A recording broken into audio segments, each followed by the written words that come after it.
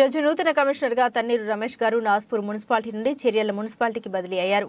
మొదటిగా చేర్యాల పట్టణాన్ని అభివృద్ధి పరుస్తాం, రెండవది జంక్షన్ డెవలప్మెంట్ అభివృద్ధి పరచడం, 3 ఇంటింటికి త్రాగునీటి సరఫరా ఆగునట్లుగా చూడడం, శానిటేషన్ పనుల్ని మెరుగుపరచడం మరియు దీనికి అనుగుణంగా ప్రజల సహకారం కూడా అవసరమే ఉంది. ఇంటి పనులు, నల్లా పనులు, ట్రేడ్ లైసెన్స్లు, బిల్డింగ్ పర్మిషన్స్ తీసుకుని పట్టణ అభివృద్ధికి సహకరించగలరని కమిషనర్ గారు కోరారు.